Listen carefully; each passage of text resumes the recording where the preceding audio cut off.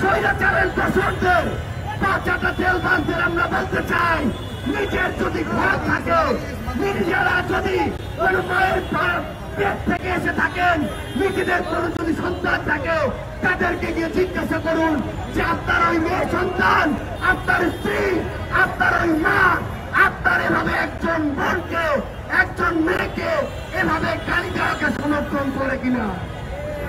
আমরা স্পষ্ট করে বলি, এই বাংলাদেশের বাইরে সেই আওয়ামী লীগের দোসররা, খুনিরা এভাবে আমাদের সন্তানকে অশ্রাব্য ভাষায় গালি দিয়ে তাদের মনোবলকে নরম করতে চায়।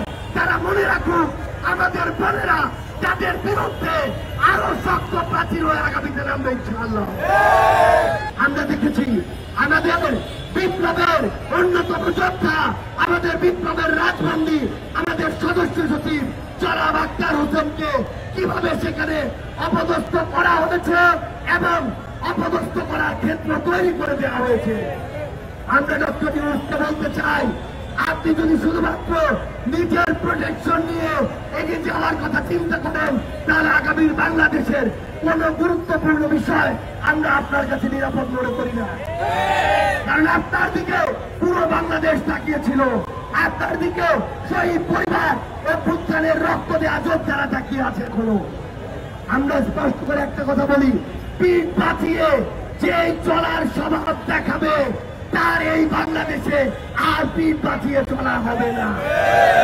সবকিছুর উপযুক্ত জবাব দিয়ে, সবকিছু জনগণের সামনে খোলাসা করে আগামীর বাংলাদেশে আপনাদেরকে চলতে হবে। আমরা স্পষ্ট করে বলি, আমরা আগামীর বাংলাদেশে যে কোনো পর্বে রিফাইন্ড আওয়ামী লীগ এই বাংলাদেশে আমরা আশ্রয় পেতে দিব না। আমরা আগামীর বাংলাদেশকে রিফাইন্ড বাংলাদেশের দিকে নিয়ে যাব, সেই বাংলাদেশে কোন ফ্যাসিস্ট কিংবা ফ্যাসিস্টের দোসরের জায়গা হবে না।